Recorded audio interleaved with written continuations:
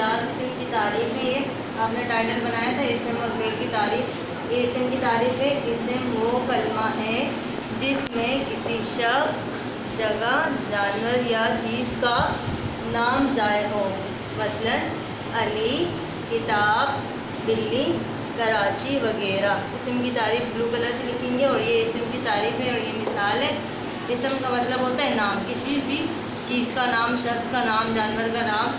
जैसे शख्स में आ गया अली, जगह में आ गई कराची और जानवर में बिल्ली आ गई और चीज़ में किताब का नाम। राइट। और ये है फ़ेल की तारीफ़।